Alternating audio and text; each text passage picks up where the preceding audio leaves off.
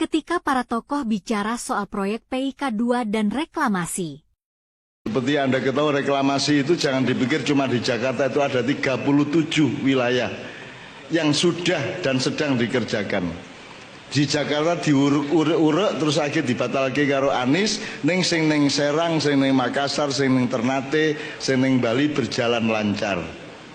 Jadi mereka akan menciptakan kota-kota besar yang penghuninya bukan orang Indonesia, tidak berbahasa Indonesia dan kaya raya di wilayah-wilayah itu, membokongi atau memantati kalian.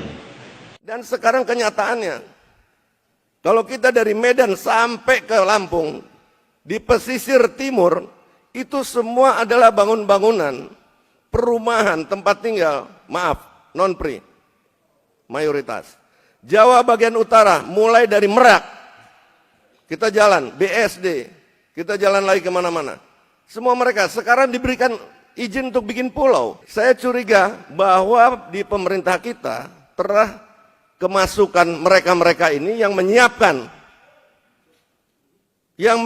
satu gerakan mengembalikan komunisme, karena kita ingat tahun 65 itu bukan komunis Rusia. Berarti PIK 2 dibatalkan dari PSN atau gimana, Pak? PIK 2 tidak pernah menjadi masuk. PSN. Yang menjadi PSN adalah ekoturism, ekopark ya.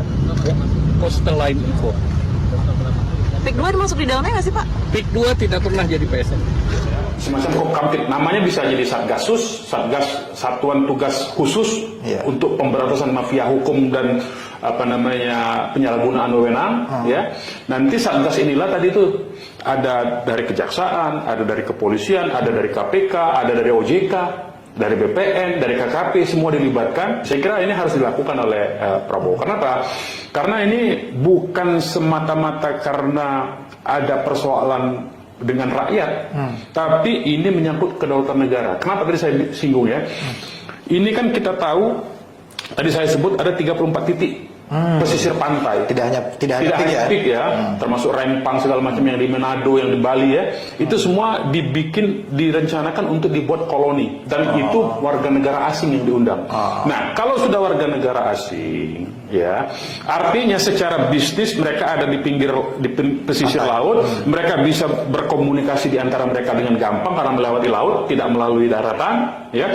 Kemudian ada pangkalan militer Republik Rakyat Cina di Natuna Utara yang bisa menyuplai mereka, tinggal ngirim orangnya. Bagi Republik Rakyat Cina yang jumlah penduduknya 1,5 miliar, mengirim 200 juta orang itu kecil. Kecil, 200 juta orang tuh. Dia masih punya 1,3 miliar. 200 juta kirim sudah imbang dengan penduduk ini. Dengan tentara Indonesia aja cuma jumlahnya 600 ribu.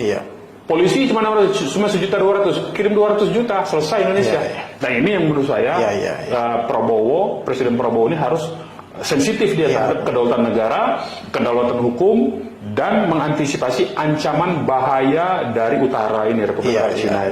Mereview dan mengendalikan semua PSN ini, kemudian melakukan penegakan hukum pidana terhadap semua pelanggaran hukumnya.